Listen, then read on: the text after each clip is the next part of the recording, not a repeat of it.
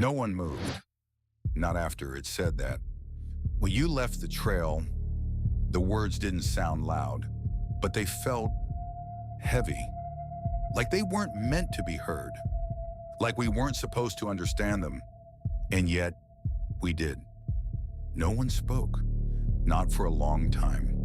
We just sat there, in the dark, listening, waiting for it to speak again, but it didn't. The silence returned, and somehow, that was worse. Daniel was the first to break. What was that? His voice cracked slightly. No one answered, because there wasn't an answer. Marcus leaned forward, slow, careful. He placed his hand against the inside of the tent, right where something had touched it. He kept it there for a few seconds, then pulled it back. There's nothing there, he whispered. But he didn't sound relieved. He sounded confused, like that didn't make sense either. Sarah shook her head. No. It said something. I heard it. Her voice was trembling now. So did I. Daniel said quickly. And it said our names. No one argued that, because we all heard it. Exactly. Marcus looked between us, then said something I wish he hadn't. it knew we were off the trail. Silence again, because that meant it had been watching us before we even realized we were lost, a lot earlier. Maybe from the moment we stepped off, or worse, before that. Daniel shook his head. No, that doesn't make sense. It's probably someone messing with us. He said it again, but now it sounded weaker. Even he didn't believe it anymore.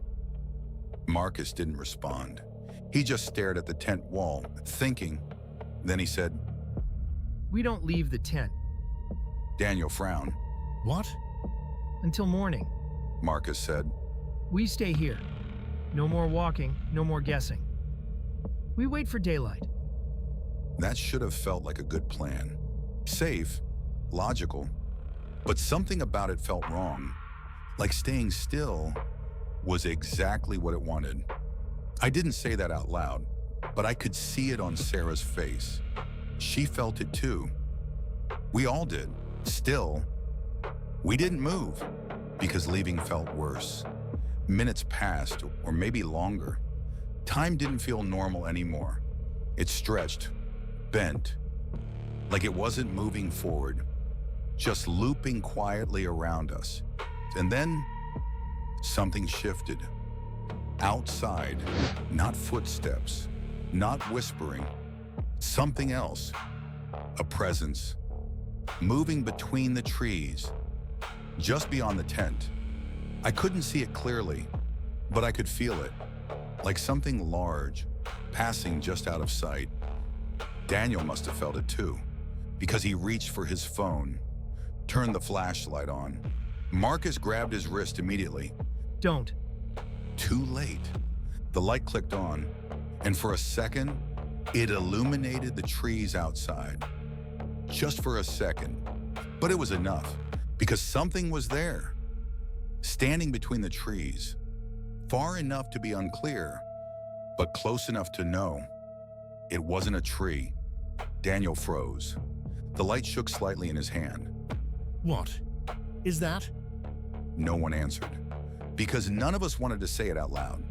The shape didn't move, didn't step forward, didn't react to the light. It just stood there, watching.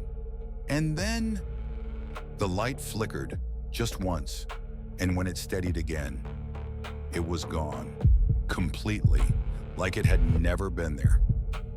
Daniel lowered the phone slowly. No, I saw that. His voice was shaking now. You all saw that, right? Sarah nodded immediately. I saw it. Marcus didn't respond. He was staring outside, focused, too focused, like he was still seeing something, even after it disappeared. And then he said, It didn't move. What? Daniel asked. When the light hit it, Marcus said quietly. it didn't react. It didn't step back. It didn't blink. Silence. Because that meant it wasn't surprised we saw it. It didn't care. Or worse, it wanted us to. That's when Sarah started breathing faster. We can't stay here. Her voice was rising now. We can't stay here. Marcus shook his head. It's dark. It's worse out there. But it's already here. She said. And she was right. It was already here, right outside, maybe closer, maybe watching us the entire time. And then we heard it again. Not a whisper, not footsteps. Something else, a voice, but not from one direction, from everywhere. Soft, broken, like multiple voices, trying to speak at once. Don't. Leave, stay, leave, stay. The words overlapped, distorted, wrong. Sarah covered her ears. Daniel shut his eyes. Marcus just sat there, listening.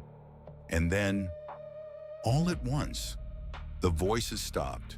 Dead silence, and something hit the tent. Hard, from the outside, the entire structure shook. We all flinched. Daniel scrambled backward. What was that?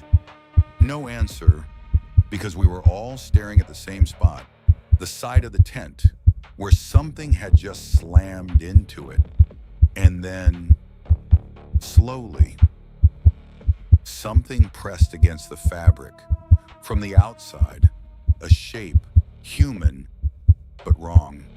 Too long, too thin. The outline of a head, tilted slightly, like it was trying to look inside.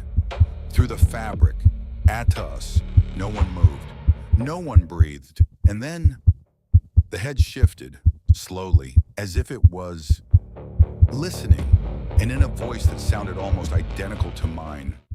It said, "Let me in."